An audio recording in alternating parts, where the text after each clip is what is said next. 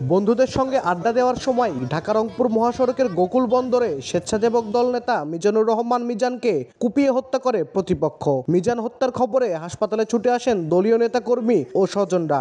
এরই মধ্যে ঘটনাস্থলে আটক হামলাকারীদের একজনকে আহত অবস্থায় হাসপাতালে নিয়ে যায় পুলিশ। তখন হাসপাতালের জরুরি বিভাগে চিকিৎসাধীন পুলিশের হাতে আটক সালমান হোসেন লেদুকে পিটিয়ে হত্যা করে মিজানের অনুসারী ও দলীয় নেতাকর্মীরা। এ ঘটনায় চিত্র ধারণ করতে গিয়ে মারধরের শিকার হন 4 সাংবাদিক। স্বজন ও প্রত্যক্ষদর্শীরা জানান, বগুড়ার গোকুল ইউনিয়ন যুবদলের সদ্য বহিষ্কৃত আহ্বায়ক বিপুল হোসেন সম্প্রতি দল থেকে বহিষ্কার হওয়ার জেরে তার সহযোগীদের নিয়ে মিজানকে কুপিয়ে হত্যা করে।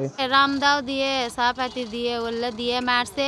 নিজেদের দলের বহিষ্কৃত ও বর্তমান নেতাদের মধ্যে অন্তর্দ্বন্দ্বের কারণে ঘটা এই হত্যাকাণ্ডে জড়িতদের দ্রুত আইনের আওতায় আনার দাবি জানান শীর্ষ নেতারা। আশা করতেছি প্রশাসনের কাছে এই কুলাঙ্গারদের দৃষ্টান্তমূলক শাস্তি চাই এবং সর্বোচ্চ শাস্তি চাই।